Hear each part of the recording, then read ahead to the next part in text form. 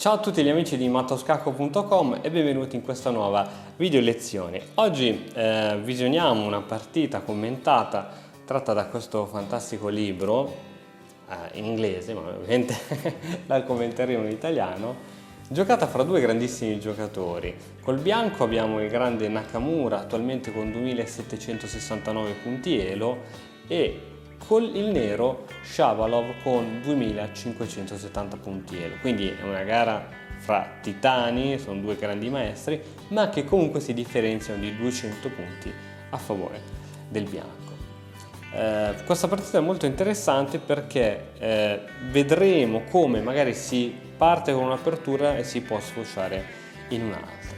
Allora, il bianco apre con E4 e fra le tante possibili difese il nero decide di giocare la Lechi. Qui solita spinta per spostare il cavallo che si sposta di default in D5, C4, B6, D4. Quindi solo movimenti di pedoni per il bianco, solo spostamenti di cavallo per il nero. D6 per cercare di rompere un pochettino il centro, cambio, e ora questo pedone si può catturare sia col pedone in E sia col pedone in C. Vediamo le varie possibilità. Allora, se si cattura con il pedone in E, ovviamente questo alfiere è libero e c'è già la casa per sviluppare l'alfiere in E7, quindi non si gioca probabilmente il fianchetto, ma si sviluppa poi l'alfiere in E7 e in un futuro l'alfiere potrà andare in F6 per difendere meglio il fianchetto e creare attacchi di questo tipo verso il centro. Se invece si prende con il pedone in C, così come avviene all'interno della nostra partita che andiamo ad esaminare, probabilmente l'alfiere andrà sviluppato in fianchetto e l'alfiere attaccherà da lontano comunque ancora questo pedone, ma qui l'alfiere sarà ancora più forte rispetto che qui fuori dai suoi pedoni. Sappiamo che l'alfiere in fianchetto è un'arma potentissima e quindi potranno comunque seguire questa specie di attacchi verso il centro, eccetera eccetera. In ogni modo abbiamo visto che l'alfiere camposcuro va a attaccare il centro e quindi anche indirettamente il punto in B2. Ok, questi sono i piani, diciamo, strategici per il nero. Per quanto riguarda il bianco, in che modo può difendersi? Beh, il bianco può innanzitutto decidere di occupare ancora più spazio con la spinta D5. Questa spinta ha ovviamente lo scopo di inibire questo tipo di mossa e ovviamente il cavallo anche in C6, ma allo stesso tempo di inibire il fianchetto, perché se ora segue G6 con un bel donna D4 sono cavoli, l'alfiere non si può più ovviamente spostare, c'è sotto una torre che deve essere spostata e si perde addirittura la rocco corto, quindi questi sono veramente guai. Se invece non si vuole subito pronunciarsi con questo tipo di spinta, ci sono comunque diverse giocate. Ora, dato che il nero abbiamo capito che giocherà tutto sul fianchetto, in che modo può il bianco difendersi? Dato che qui ci sarà un fianchetto, ora non guardiamo l'ordine di mosse, si può giocare in questo modo. Si toglie l'alfiere e lo si mette in E3 per difendere maggiormente in D4, si toglie il cavallo, si mette la torre in C1 per difendere questo cavallo una volta che sarà sospeso, e ora è vero che questo alfiere è fortissimo, ma non ha nulla da prendere, non ha nulla. Quindi questo è un tipo di giocata che può fare il bianco per togliere qualsiasi tipo di iniziativa al nero. Ok, adesso che abbiamo fatto questa piccola chiacchierata, possiamo vedere come è continuata poi la nostra partita. La partita segue, anziché subito con cavallo in C3, che è una continuazione classica, con alfiere in E3. Un semplice scambio, no? Di mosse, una cosa che si può fare, una trasposizione si chiama in termine tecnico. G6, il nero prepara il fianchetto, D5, che è un mix fra le due cose che abbiamo visto prima, della donna in D4 e dell'alfiere in E3, cavallo in C3, eccetera eccetera. Alfiere in G7, e qui, siccome il bianco è Nakamura, non è il primo stupido che passa, che si mette a giocare a scacchi, per la prima volta, che cosa faresti tu se fossi il bianco? Beh, c'è il punto in B2 sotto, io parerei col cavallo, già che comunque è una mossa che devo fare, posso farla. Sì, poi mi si crea un'impedonatura, però questo alfiere è fortissimo, quindi potrebbe valerne la pena. Oppure se fossi il bianco, anzi il bianco gioca D4. Il nero ha un'altra scelta, un'altra possibilità. Questo alfiere andrà cambiato, o lo scambierà il nero o lo scambierà il bianco. Meglio se lo fa il nero, così guadagno un attimino un po' di tempo, altrimenti se segue l'arrocco cambio re, e poi comunque il re deve ritornare in questa posizione, quindi non conviene. E infatti è quello che fa il nero, cambio, e ha perso il suo alfiere più forte, donna al centro e arrocco. Ora, usciti da questa posizione, il nero non sta proprio benissimo, non può fare questo tipo di mossa, non può fare questo tipo di mossa, la donna è un pochettino chiusa, non può muoversi, insomma non sta benissimo, e anzi sembra una posizione veramente terrificante. L'unica cosa che ci tranquillizza è che nel 1970 al torneo internazionale di Palma di Mallorca la stessa partita fino a qui fu giocata da Fischer col nero, quindi se un grande genio si ritrova in questa posizione significa che tutta sbagliata non lo è, la cosa ci tranquillizza. La partita poi continuò diversamente, questa invece continua con Nakamura che gioca H4. Queste spinte laterali fanno spesso molto paura perché in realtà sono minacce concrete che vanno poi a distruggere il nostro amato arrocco, soprattutto quando c'è questo pedone in G6 è molto facile andare a dar fastidio piuttosto che questa posizione.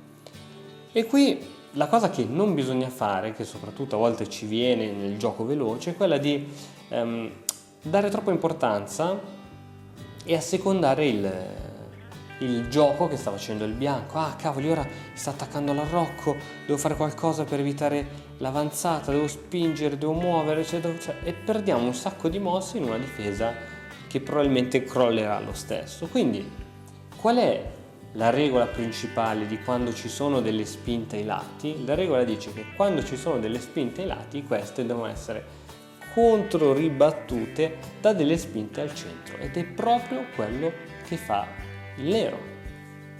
E 5, diamo fastidio a quella donna, e la donna, che può tranquillamente ritirarsi in E3, decide di andare in E2, ma comunque lo scopo è quello di mantenere questa diagonale. Il nero finalmente prende un po' di spazio, respira, questa donna finalmente può muoversi, cavallo F3, e qui il cavallo è molto incisivo.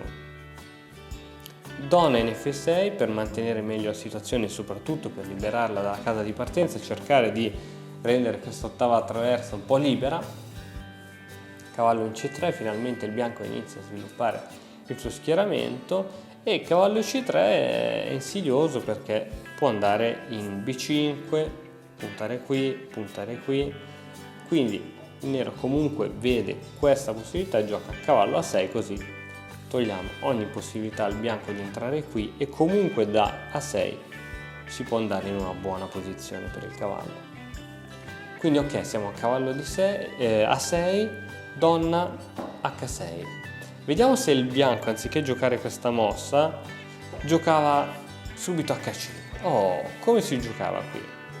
Qui ovviamente la spinta ora non è possibile perché questo cade, quindi si sarebbe dovuto giocare prima una spinta come E4, il cavallo sarebbe andato in una buona posizione, e poi G5, e qui il nero non sta affatto male. Per questo Nakamura ha aspettato prima di fare una spinta di questo tipo e ha giocato appunto donna H6. Qui il nero propone il cambio. Si sa che con meno pezzi, soprattutto con la donna in meno sulla scacchiera, si hanno meno possibilità di combinazioni, e qui di nuovo ritirata. Si sta un attimino perdendo tempo per vedere chi e cosa giocherà. A questo punto è il turno del nero che gioca H6. Pian pianino il nero si porta verso l'alto. Il cavallo va in B5, andando ad attaccare questo punto. Qui abbiamo due possibilità, o torre in D8 o torre in F6. Il nero sceglie F6 che sembra che dà un po' di ingombro, in realtà vedremo, e qui il nero è stato molto lungimirante, che è stata una buona mossa. A questo punto il bianco vede una combinazione che probabilmente un gran maestro la vede nel giro di 2 secondi, è donna A5. Che cosa ci faresti con donna A5? La donna non va da nessuna parte, non può catturare i cavalli, che cosa ci fa in A5? Beh, l'idea è quella di, dopo una cattura in A7, questo cavallo è libero e quindi si guadagna un pedone, e quindi il nero deve assolutamente liberarsi da questo tipo di presa poi del cavallo, quindi decide di giocare cavallo in D7, che poi comunque può andare ancora una volta in C5. Donna va in A3 ancora per attaccare su questo pedone arretrato. La donna va in E7 per proteggere ovviamente ancora questo punto. Alfiere in E2, E4, e qui il cavallo può andare essenzialmente da due parti, o in D4, buonissima posizione, o in D2 con lo scopo di puntare su questo pedone e quindi evitare che possa avanzare troppo. E il bianco sceglie di andare in D2. Perché non è andato in D4? Perché decide di lasciare questa casa importante per quest'altro cavallo, quindi decide di andare in D2 proprio per questo motivo. Cavallo in E5, il nero riesce finalmente a tenere una buona posizione per i suoi cavalli, e c'è anche questa che arriverà fra poco. Arrocco lungo, ora il bianco può portare le torri ad est sul lato di re, sull'ala di re, e può iniziare ad attaccare, o almeno questo è l'intento. Cavallo in C5, i cavalli neri sono piazzati. Re B1 è quasi una mossa obbligatoria quando si fa l'arrocco lungo, quello di mettere il re un attimino più al sicuro. Cavallo in C va in D3, e qui per forza un cambio. Ok, così un cavallo fortissimo se è andato a quel paese. Adesso c'è sotto questo pedone che deve essere difeso con una torre. Qual era la torre? Quella in H. Va a difendere il pedone. Ora alfiere di 7. Qui finalmente questo alfiere inizia a avere alla 24esima mossa un qualcosa da fare. Cavallo di 4, posizione forte. Donna E5, attenzione, si minaccia il cavallo, e in collaborazione con il proprio cavallo si minaccia il punto in B2. Quindi donna in E5, donna in C3, B5. Questa è una mossa molto interessante che serve ad aprire le linee, e infatti il bianco accetta questo tipo di mossa. Ora, dopo un torre B8 c'è ancora più pressione su questo punto. Questo pedone prima o poi cadrà, o ulteriori sacrifici eccetera, ma stranamente prima di fare qualsiasi tipo di mossa il nero gioca preventivamente. Dato che la donna si toglierà da qui, se togliamo la donna c'è questa torre che è scoperta, è sospesa, quindi decide di giocare. Io gioco torre F7, così tolgo la torre da ogni azione della donna. Inoltre questa torre poi potrà entrare e eventualmente raddoppiarsi, quindi questo è il piano di gioco di questa torre. F3, torre in C8, andiamo a minacciare la donna. Cavallo in C4, mi difendo, e qui segue una serie di cambi. Donna mangia il pedone in D5, pedone mangia pedone, donna mangia in C4, donna mangia in D3, donna mangia in D3, torre mangia in D3, pedone mangia in E4, torre mangia in F7, pedone mangia in D3 e ora attenzione che la situazione è critica. Ora c'è questo pedone che può arrivare a promozione, il re non può andare qui perché c'è la torre. Torre F1, anche se forse sarebbe stata meglio decisamente torre F2, anche perché il pedone va a promozione su una casa bianca che può essere controllato da un alfiere, mentre andando in F2 la torre poi si può mettere davanti e qui non c'è nessun alfiere che può impedire questo tipo, quindi questo probabilmente è stato un errore. Torre F1.